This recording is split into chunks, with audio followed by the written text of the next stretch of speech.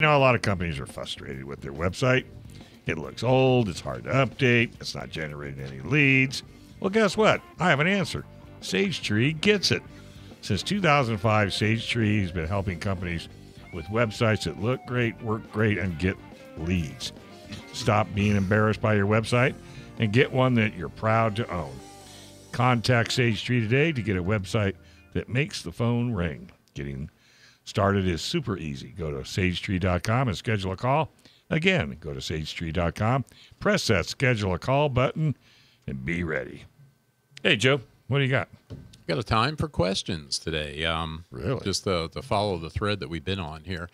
Yeah, with the shooting in Texas, I hate to write about this stuff, and I really didn't want to, and I actually didn't write about the event, just out of respect for the people that are involved in it. But I had to respond to this because it's just the same stuff. It's just infuriating, and I'm sick to death of how we respond to these things as a society, and and it goes on and on and on, and we won't address the problem. So, I thought I'd heard when the president came on, and I think he got a minute and a half into his address to the nation, and that's when he brought up the gun control, like a minute into it. And, he asked a couple of questions. He said, as a nation, we have to ask, when in God's name are we going to stand up to the gun lobby? Right. And then when in God's name are we going to do what we all know our gut needs to, and our gut needs to be done? Yeah. So, listening to this crap, it's like, well, I got some questions for you too, Joe, because we don't, that's the problem. And we don't ask these questions. And, the Democrats or the left, and I'm sick to death of pulling punches on this crap too. It's like, they respond exactly the same way. They're laser focused, and as soon as there's a shooting, they're ready to go. And it's gun control, gun control, gun control. And the Republicans are worse, or almost as bad anyway. And the same thing. Nobody stands up. Nobody asks the right questions. Even the ones that, like Dan Crenshaw, I just heard today. Crenshaw is asking, he says, I don't understand how somebody's not going to get fired for this law enforcement, thing. And yeah, granted, they made some terrible decisions. Mm-hmm. We don't learn anything. I thought we learned that with Columbine, that, you go in when there's people in there shooting, you go in. You don't wait for this guy. You don't wait for that guy. You go in with what you got and you do what you can do. But again, he's asking that question. My question back to Crenshaw is, when are we going to fire him? When are we going to take some of these politicians who will not ask the right questions? And it's not like they don't know. It's they're cowards, is what it is. And the right question would be like what did I hear? They're working a bipartisan effort here to work on a solution, to discuss what they need to do. That's because Mitch McConnell told them to. Well, exactly. And it's not a bipartisan anything. What it is the Democrats are proposing gun control. And what the Republicans are going to do is, they're going to allow the Democrats to end up, to get 99.5% of whatever it is they're demanding this time. The Republicans will get them to concede on 0.5%. And then the Republicans are going to declare a victory. Well, we worked, and they'll be used as political props. Here, it's a bipartisan effort. And none of them address the issue. So what I wrote about this week on Get a Grip is, some questions. If we're going to do this, let's ask some real questions. Because the reality, you have to start with what's real.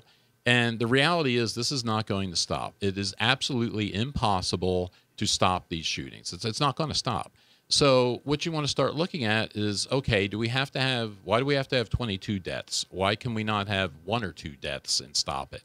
And, one of the first questions that you need to ask is, when are we going to do away with these gun-free zones? Because these gun-free zones are what are killing people. And, none of these politicians, if you want a bipartisan effort, let's see, okay, how does that look? How do we do away with these gun-free zones? The only politician I've heard say that was President Trump. That's the only guy that I've heard come up with that. And again, other questions, if we really wanted to attack this, and we talked about some of this, this decades-long attack on the family unit in this country, and how is that impacting kids? Because we're creating these monsters. This isn't, this isn't something that, it's just happening. We're creating these people in this country, in this society. And it's not like other places don't have that. There was another, what is that? If we had a ministry of misinformation, they could have stopped Biden from saying those things. But, he said, and this was an old Obama thing that he pulled out, that no other country in the world has these things. Of course they do. And, we're pretty far down the list, actually, if you want to look at that kind of stuff. But, how are we, the things that we're doing in this society that are creating these people, you have some segments of our society where over 70% of the kids are born out of wedlock. So, okay, what impact is that having on these kids? This continuous attack on faith-based things, religions of all sorts have been attacked in this country. Not to get into the abortion thing, but you have political leaders saying that, that should be okay right up to birth, basically. And, what impact is that having on people in this country, on kids? When you have, kids that are, our first response seems to be to drug kids at the first behavioral challenge that you see when they're little. And these guys have absolutely no idea how those drugs affect a developing mind or a child. They just don't know. And after, after what I've seen the last 2 years with the COVID stuff, I don't know that I'd trust them anyway if they said they knew. But, if you want to ask some real questions, let's look at that kind of stuff. Let's ask some real questions.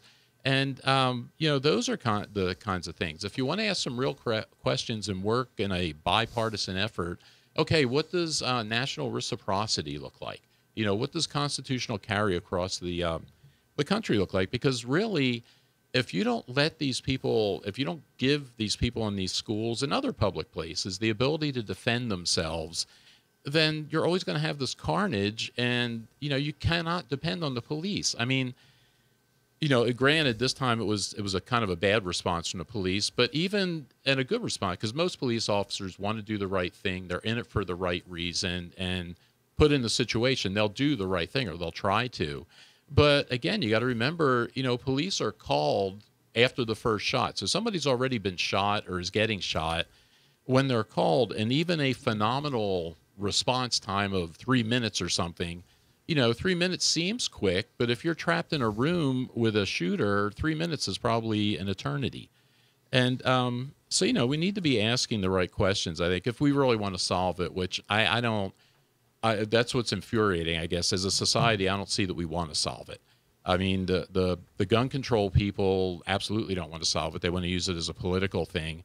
The conservatives or Republicans don't seem to have the political courage to do the things that they need to do to address the problems and solve anything. So, like I said, I hate to write about this kind of stuff, but I figured I had to say something. And I was validated because I saw a number of the gun writers that I respect and I like pretty much brought up the same kind of thing after I wrote mine. So I was happy that I did the right thing here. But, I mean, if we don't start asking the right questions, and if we don't start, deciding that, okay, we really need to address this and we seriously want to address it, then we're not ever going to. And, that's the gist of what I One of their other little tricks that I'm noticing the anti-gun folks, and I've been noticing for a while, is that they keep talking about mass shootings. Well, if you talk about mass shootings, then of course you're really only talking about guns, But the rest of the world has a mass murder problem. Murder, not according to them. You're not morally superior if you use a different type of weapon to kill somebody. That's right. So, Australia banned pretty much all guns since 1996, and they've had something like 36 mass murders since then. Yeah. Some involving guns, some not. Well, and you could look at Great Britain and London. Your chances of being stabbed in Great Britain are pretty good nowadays. Thanks for watching this clip from Gun Owners Radio. You can watch us live every Sunday from 4 to 6 p.m. California time, right here on our YouTube channel, or if you're in the San Diego area, you can listen to us on 1170 a.m. We're also available on your favorite podcast platform for free. Don't forget to like and subscribe so that you can help restore and protect the Second Amendment, not just in California, but across the country.